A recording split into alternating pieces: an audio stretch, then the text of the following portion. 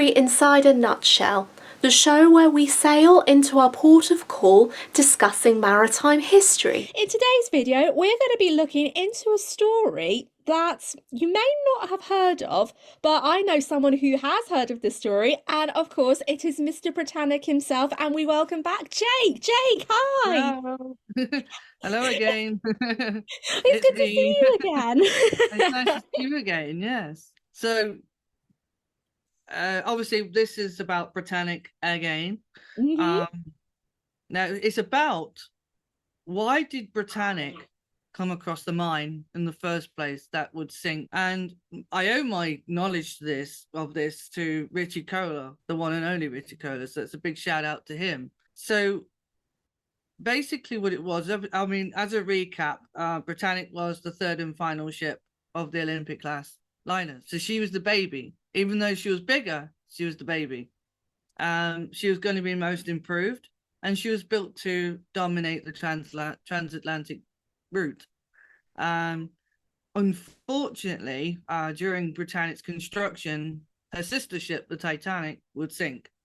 And incidentally, she would end up having improvements done to her, Britannic, during her construction, for safety reasons. Obviously, we know the Titanic sank. She struck an iceberg. We know that the compartments were breached and too many were breached.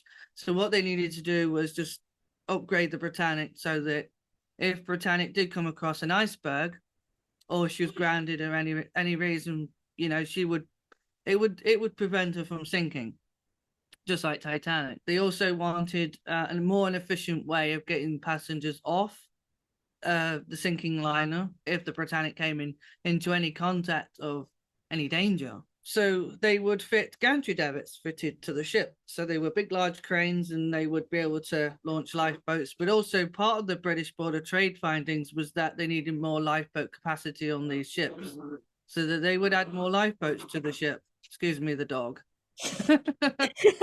Always wants to steal the show. Yeah, he's just playing with his toy at the moment, so excuse me. Oh bless. So just bear with.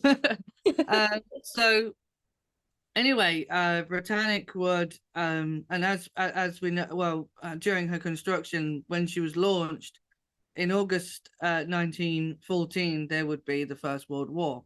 Germany and Europe would be at war with each other. Now, at first, I mean, obviously, we know that the ships were stopped. The constructions on these ships were stopped because of the war, but they needed obviously to divert their attention onto the military ships, the war effort. But because casualties were rising, they needed bigger ships to either become troop ships, because in a way they really had no way of getting English soldiers back home. So they needed troop ships, but then they also needed hospital ships because casualties were rising. The war was killing a lot of people, and there was injuring a lot of people too, a lot of men. And so obviously with Britannic being so huge and so big, that they needed her as a hospital ship, because she was, so they could fit over 3,000 passengers on the ship. But also Olympic, her sister, would end up becoming a troop ship as early as 1915. So since she was a troop ship, and then Britannic was a hospital ship. But sadly, Britannic would end up striking a mine laid by U-73. Now, this is the story we're going to get into: is how, why, and how could it have been prevented? Well, it could have been. But you see, what they didn't know, and what the British didn't know, is that Germany had the technology to lay mines in such deep waters. But you see, the Germans were not going to tell the British this, and they were not going to, this was a hush hush. Of course, they're not going to give their secrets away. But you see, Britannic could have also been saved another way that early, because she went out on the 12th of November. So she was only in Southampton for maybe a week before she went out again. She wasn't supposed to go out for another 2 weeks. So there was no reason really for her to go out. But the Aquitania, on her final voyage, she wasn't supposed to go out when she went out. It was supposed to be the Aquitania. The Aquitania had been damaged in a storm, and Britannic had only arrived back on the 6th of November from her 5th voyage. So she was still, you know, being decked out for the next voyage, but she wasn't supposed to go out. And not only Aquitania, but the Britannic had also been caught in the storm on the way back. You know, when she came into Southampton, she was caught in the storm. But unfortunately, the Aquitania took a beating from this storm, and unfortunately, Aquitania was damaged, and you know, she had to be repaired. She had to be handed back to her builders to be repaired. So they sent Britannic out. Now, if the Aquitania had gone out instead of the Britannic, we could have been talking about a totally different ship. Because if the Aquitania had gone out instead of Britannic, then the Aquitania would have more than likely come across the mine that sank the Britannic, which was laid by U-73. So that's another way Britannic could have been saved, but she wasn't. Also, you've got to think that mines they do not discriminate. You see, mines are there to sink naval traffic. They're not there to sink hospital ships. But unfortunately, it was a hospital ship that came across and was mined. It wasn't the Germans' purpose to sink hospital ships, because there had been an agreement on both sides of the war that no part in any of the war that they would sink hospital ships, because they are civilian hospital ships. They're not supposed to be sunk. And also, both sides of the war had painted their ships in the same way, so that it was an international recognized colors. So they knew that, you know, if they saw a red cross on a ship and it was painted white and it was painted with yellow funnels, then it's a hospital ship. You know, you don't do it. That was the agreement. So sadly, although Britannic was a hospital ship, she wasn't supposed to be sunk. It wasn't really the Germans' way of doing things. It was just sad that Britannic came across the mine. But only a week before the Britannic sank, there'd been another ship, an ex-French ship. It was the Bertigala, and she'd been caught in a mine at the minefield that U-73 had laid, which was only a week before Britannic even entered those waters. And she sank, and she was ripped in two. But luckily, I wouldn't say luckily, but there was only one casualty. The rest, militia, I mean, they survived. I mean, it was just magnificent I mean, it was just great. I mean, wow. I mean, this ship was ripped into, it was blown up, and yet it's only one casualty was lost. So to think that, you know, what would happen only a week later, that's crazy. And yet the Bertigala was a smaller ship than the Britannic. So you'd have thought that with a smaller ship, there'd been more casualties, but there wasn't. Anyway, so when she sank, and then another ship sank, which was sunk near Malta, called the HMS Russell, which was a battleship. And she was sunk by a minefield that U-73 had laid near Malta. And she rolled over, and she's now she's lying on a roof, you know, like she's upside down. But you see, because the British were not aware that the Germans could lay mines in such deep waters, because the Zia Channel is very deep, and it's deep enough for them not to be able to lay underwater mines. The British didn't know. Even the Bertigala, the survivors of the Bertigala thought they'd been torpedoed and not mined. The Russell had also thought they'd been torpedoed and not mined. So if history had sort of worked out a different way, if the Bertigala, the survivors of the Bertigala and the Russell had said they'd been mined, the British would have deemed those waters as unsafe, which ultimately would have saved Britannic. Because if the British had deemed those waters unsafe, the Britannic ultimately probably would never have entered those waters until mines were cleared. It was just sad, realistically, that there were so many ways that Britannic could have been saved.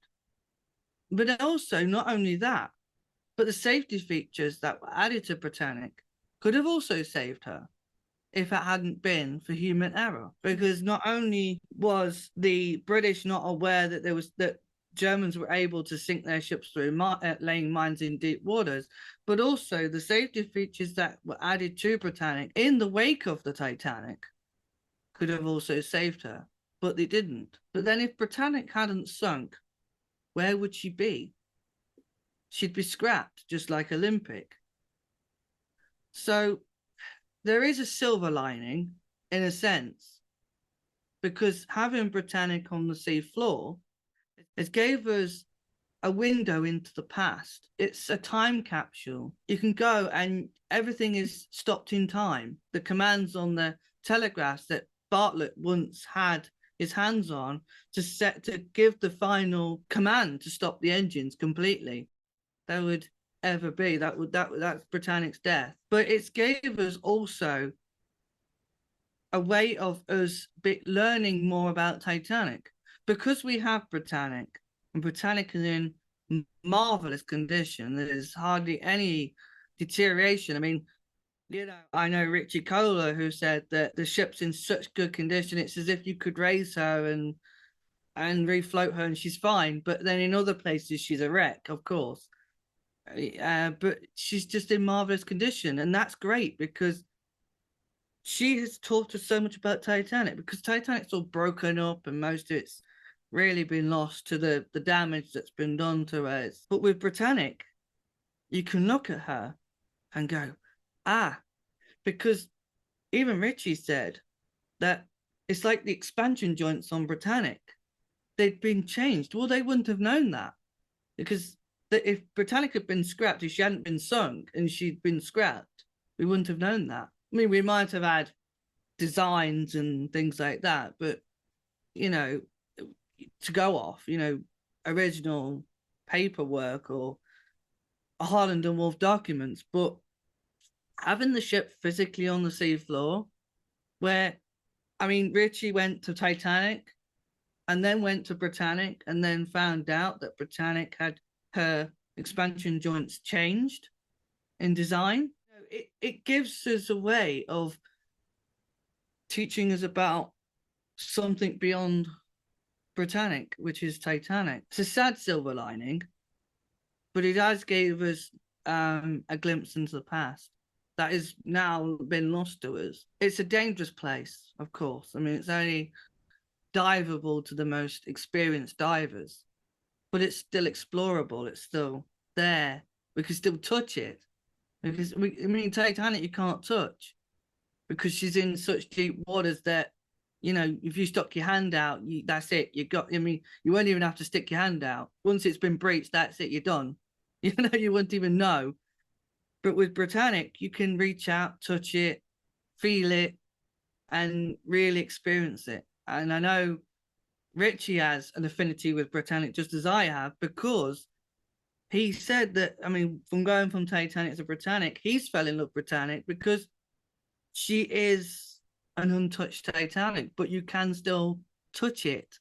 You can still feel it. You can still be there and experience it. But there are so many ways that fate could have been totally different for Britannic, but fate had something else in store for her. And that would be that she would incidentally go down in David Jones's locker on the seafloor. And that's where she is today. It's a great shout out to Richie Kohler, because Richie Kohler, his knowledge, my knowledge is also from him as well. So, because he's my teacher as well. So, we all have a teacher. So, so that's a great shout out to him, because that was his knowledge too, that I learned from him. So that's how I know why Britannic ended up where she was, she could have been saved, and I know why the Germans did what they did. And but we can't blame the Germans, because they were not out there to sink hospital ships. They were out there to sink naval traffic. It's just unfortunate but it was Britannic, and it was a hospital ship, and it was a sister of Titanic. But you know, it is what it is. I know, like, for instance, you know, it's just how, as I said before, Mother Nature always has the upper hand. It's like I've said before with Titanic and Britannic. I mean, she had the upper hand on that one as well. That's a really good story. I mean, I never really expected it at all. And then when you actually think about the British not knowing about the Germans, I Mm, sort of had it in my head compared to the Second World War, because with the Second World War, you've got mm. like the code system and it cracks, and they had that, Yeah, but they did. not in the First World War, so it was a bit harder. Well, incidentally, actually, they did. They had eggheads, as they called them. Oh, yes, Really? they did. Oh, they had eggheads in the First World War, and they were able to crack, you know, codes. Yeah, because don't forget, wireless was around, you know, and wireless is just like text. Nowadays, you can decode text and things like that. Just the same as what they did. They had wireless, so if there was any wireless messages that the British got hold of, that they would be able to decode them because they did have eggheads working for them in the Admiralty. So yes, they did. So it was in both wars. They did have both. Yeah, it was available. Because I know with you know, they did it with Lusitania. They was using eggheads for that and so on. So yeah, yeah. Oh, they had it. Yeah. Obviously they needed it because obviously, you know, Germans were playing up to the tricks, and so was the British. So they needed it. They needed that breakdown in communication. They needed eggheads to basically decode German messages. Of course they did, you know, because you know that's how it was done. I mean, but it's just like it was just obviously with the Germans laying mines. You know, Germans probably didn't communicate that through, you know, wireless or anything. So it was just obviously it was just something that was out of the blue. You know, the Germans knew they could do it, but the British didn't. You see, the British was just unaware, and they thought their ships were being torpedoed. And in fact, on Britannic, the survivors said they'd been torpedoed. A lot of them said they'd been torpedoed. They were expecting to be torpedoed, even though there was on a hospital ship. They still expected to be torpedoed. So everybody thought they were going to be torpedoed. And I think what it was, and I think part of it was because, I mean, Britannic sank in November 1916. Well, the Lusitania sank in May 1950. So only a year after the Lusitania sank, they're still going to be fresh in people's minds that, oh, well, when's our turn? When are we going to get torpedoed? Because if they can sink a passenger ship full of passengers, in their mind, well, what's to stop the Germans from torpedoing us on a hospital ship, even though there is an agreement? Because all you need is a rogue U-boat to sink a hospital ship. That's all you need. You just need a rogue captain who just really doesn't care and is just going to sink anything. And that they were half expecting it. So even passengers on the Britannic, the nurses and the doctors and everyone said that it was a torpedo. So you see, so even they thought it was a torpedo that sunk them, but it was a mine. It was only later to be found it was a mine, and in fact, to be frank, they knew it was a mine right from the beginning, because the Admiralty report. Now, after the Britannic sank, there was never a inquiry. There was never an inquiry into the sinking ever. It was not like the Titanic where there was this big inquiry, because the war effort just didn't warrant it, because they was just so busy fighting the Germans. They just had no time. They just didn't have the capacity to hold a big inquiry to why the Britannic sank. But there was an Admiralty report, and I have the Admiralty report, and I read it. And they interviewed Bartlett and everybody, you know, all the officers that were on board, and took their testimony. And Bartlett gave a very interesting piece of testimony, is that there was never any shoot up of water at the side of Britannic. Now, usually when torpedoes strike a ship, there's usually a surge of water that goes up at the side of the ship. That didn't happen with Britannic. There was no surge, or there was never any report of a surge of water that went up the side of the Britannic as she blew up.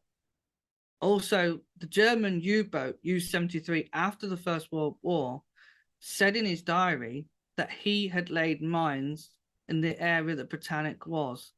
He admitted it in a diary, and he admitted that he sank the Britannic. He admitted it. The war had finished, so what was to stop him from blurting it out? Of course, he sank it. He admitted he sank it.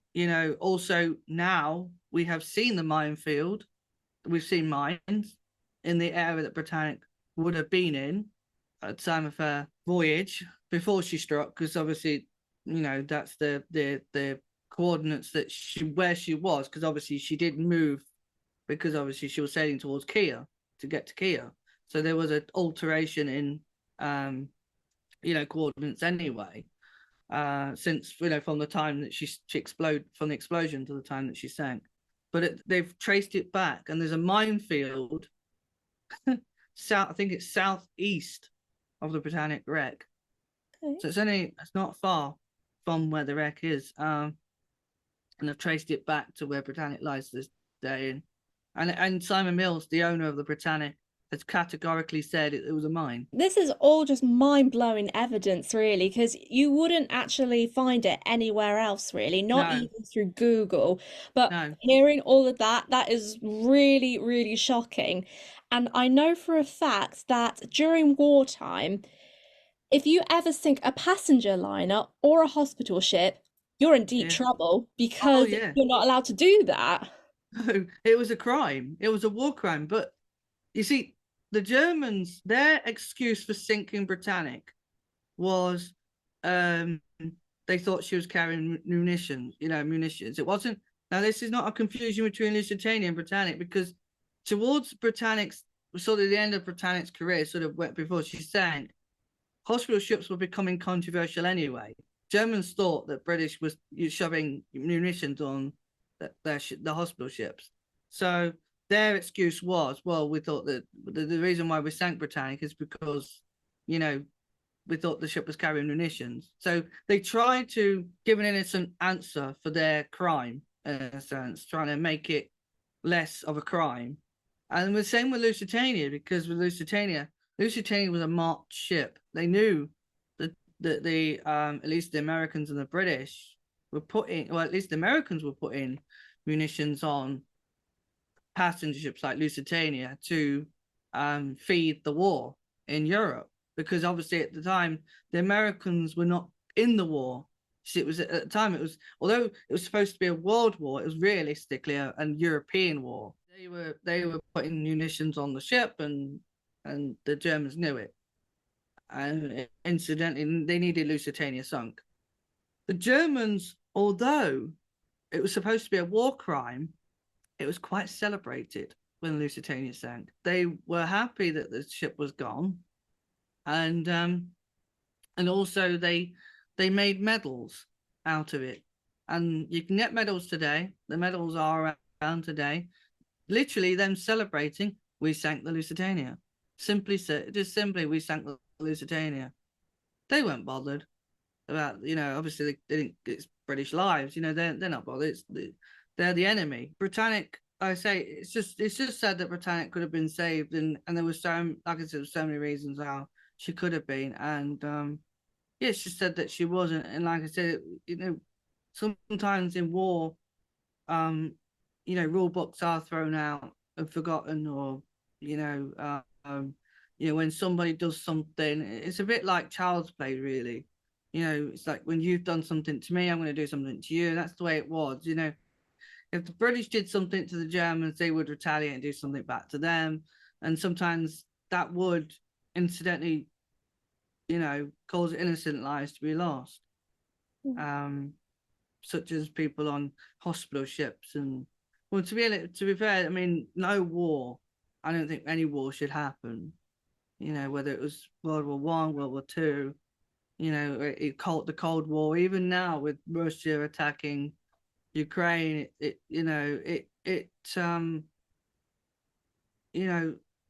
what, in sometimes when war happens, it just doesn't always go the way it should, or people do things to other people and it costs people's lives, and that's incidentally, it's what caused Britannic and say Lusitania's loss, was because, you know, the Britannic wasn't supposed to be sunk, but the Germans tried to come up with a reason to limit their crime, to limit the impact, to sort of stop everyone blaming them. I mean, I suppose, you know, they'd already with the Lusitania sinking, with the, you know, a year before, they'd already had a lot of backlash, and incidentally, they really did rattle the Americans' cages. You know, the Germans didn't want the Americans to join the war because you know, in a sense, Britain would have a backup. You know, they would have people backing them up, and you know, with and again, like I said, the law. Look, sometimes the rule books are broken, rule books are thrown out the window, and things happen. And clearly, what happened with the Donegal was a clear example that the rules are broken, that laws are broken, and you know, in a sense, even with the Lusitania, the rules were broken right from when they shot the torpedo. Because although she was a marked ship, I mean, part of it was with, for instance, with Lusitania, there was what they called the cruiser rule. Now, the cruiser rule is, I mean, I don't know whether you've heard of it, is that what they should have done is if they were going to attack the Lusitania, they should have gave plenty of warning before the attack happened, so that it would give the passengers time and the crew to abandon the ship before they fire upon it. So that, again, that's a clear example. Rules are broken. The laws are broken. The rules are, the rule book is thrown out the window because the U-20 fired upon Lusitania without warning, which broke the cruiser rule and so forth. So again, there's another clear example. Rules are broken. That's it. But I think the moral of the story is that if the British knew that Germans were doing what they were doing, and they were sinking their ships through mines, then Britannic would have been saved. And again, there were so many ways she could have been saved. So, but then again, like I said, there is that silver lining. So, because we still have her as an underwater museum, in a sense. I mean, just recently there was a dive on Britannic where they're able to go inside the Britannic and explore the interiors. Obviously, a lot of the data hasn't been released yet, so watch out because it's coming. It is coming. There's another example that if we didn't have Britannic, these things, because I know there was something filmed on Britannic that hasn't been filmed on Titanic. You know, again, this is what I mean. You know, we've got an Olympic class ship on the sea floor. We're learning new things, not only about Britannic but also Titanic, because there was things that were filmed on Titanic that hasn't been filmed on Britannic, and vice versa. Because incidentally, the Titanic is more explored than Britannic because of obviously the interior ban. So 90% of Britannic has never been explored. So there is still mysteries around Britannic. How was her engine rooms? What did they look like? Was there any changes? Was there this? Was there that? And we're able to answer these because we have her. If we didn't have her, we may never have known, because they would have been lost to history, because she would have been scrapped, and then God only knows what would have happened to her parts. So probably melted down and turned into something else. So, you know, having her so there's that silver lining, but she could have been saved. That's my answer. That's my perspective on it all. So there you go. My thoughts are I do like to talk, as you can tell. I'm always being told to shut up, but you know. No, I could just go on about it all day. I could. But my family's not into Titanic, they're not into that. So when I go on about it, it's like, oh yeah, we know, you know. You know, they're not. It's just you know, my niece likes Titanic the movie, but she's not a Titanic enthusiast. She just likes the movie. But you know, like I say, but that makes me unique, makes you unique. It makes us all unique because we're into something different to others, and we're very similar to the Titanic and Britannic. There's something that is unique to both to them. The gantry davits are unique to the Britannic. The enclosed poop deck was, as soon as you see that, it's Britannic. The crosses, the white paint, it's all unique to Britannic. As soon as you see it, it's Britannic. Same with Titanic. There was things to Titanic that was unique. That wasn't on Olympic, and there was something on Olympic that was unique to Titanic. So there's and to both of them, like, there was differences. There shouldn't be this tit for tail of who prefers what. Oh yes, I absolutely agree. Oh, Yeah. I mean, it was absolutely brilliant to hear so much about like everything. And I mean, I learned something new today, and Thank you. I mean, I still find it interesting because everyone I basically knew, even if I did the documentary last year, I learned something new and I came to appreciate all the ships more than ever now. And I'm Yeah. still definitely learning about this really. And I think I have talked about Titanic a lot of times on the channel, and Yeah. I'm starting to lean towards myself to name myself Miss Titanic. I don't know why, Probably, yeah. but I'm just crazy. Yes. Well, I just think you're doing a fantastic job with what you're doing, and your channel is fantastic. I'm always watching every new video that comes up on it, every new video. I just think you're contributing to getting things out that should be out. You're not just doing it for the sake of it. You're not doing it for views. You're not doing it for attention. You're not doing it for fame. You're doing it specifically for the history, and that's what I like.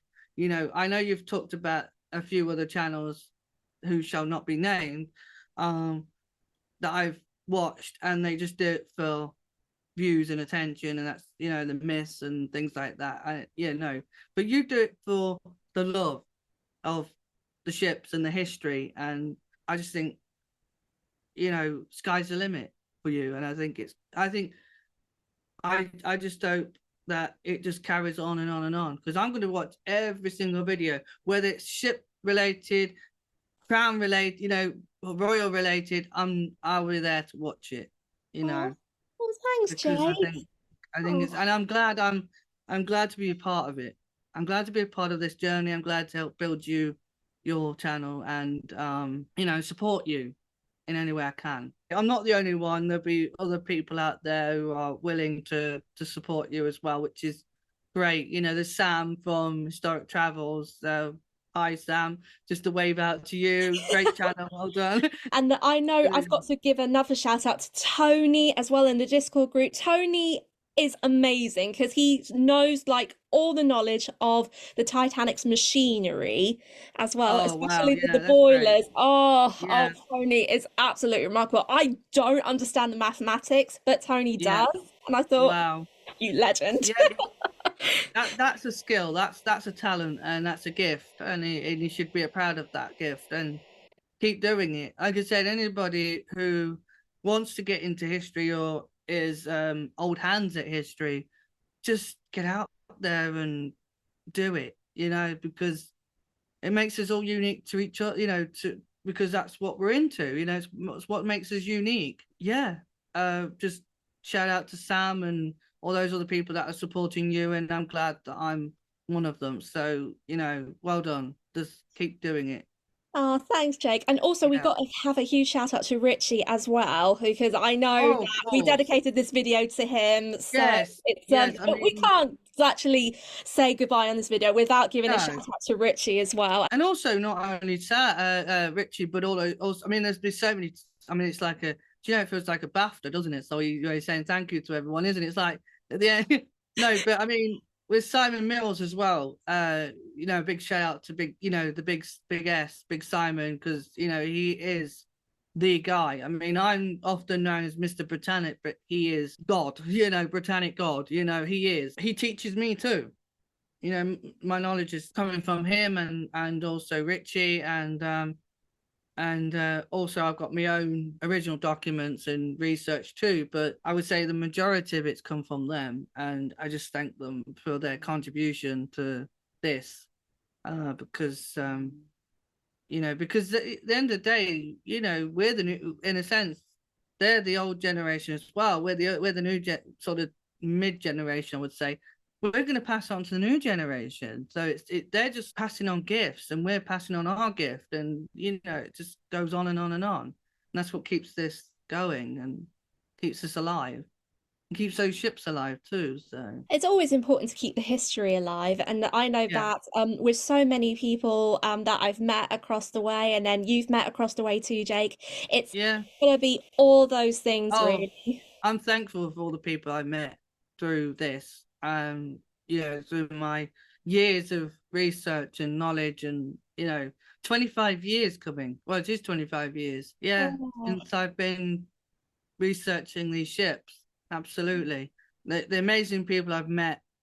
And also, I've also been able to give back as well because of my knowledge and because of what people have gifted me. I've been able to raise money for charity and give back too, because I've gone out and done talks on Titanic. I never want to shine light on this, but because of my knowledge, I've never used it for my own gain. I've always accumulated so I can give back. I've raised money for charities such as a children's hospital that has children that has life-limiting conditions, and given back to them. So I was, and my fees, I've never took a fee for anything I've done. It's always gone to charity, because people always say, well, why don't you take something for yourself? I'm like, no, because what am I going to spend it on? Bills. I'd rather give it to somebody who's going to get a wheelchair or some therapy, or is going to put a smile on their faces that's going to last a lifetime when they have long gone. Give the family a bit of heal, because I know, because of my brother. I mean, I lost my brother a couple of years ago, 5 years ago, 6 years ago, sorry, and it was traumatic for us. So I've been able to use that and give back and give people, the love. So, and I'm sure that that's how Titanic should be used, and well, not used, but like honored, like might be yeah, honored. honored. Yeah, that's the right word. I wouldn't say used, but honored, because you've turned a tragic event and given back and given somebody a smile. So I mean, it's great. So I thank those people that I've met through this. So I've been able to give back to other people. So yeah. Oh, I mean, that's just the most wonderful of one. It's just a wonderful thing to have, and I cannot speak. What is wrong with me tonight? It's all right. I have those days, don't worry. Oh no, it's just like Which is one of quite those. surprising. Oh, Because but it's quite surprising that I like to talk, but sometimes I do get tongue-tied, so you're right. oh no, it's just one of those things, really. Yeah, And it's yeah. just like could go on forever and ever, really. But I Yeah, think we're going to probably wrap it up here because yeah, I know that we've got a lot to talk about. Even though yeah. we talked about it in the Lusitania, we're probably going to continue the conversation on the I'm gonna stop. Lusitania. Yeah. Oh, Otherwise it'd be Britannic / Lusitania. yeah.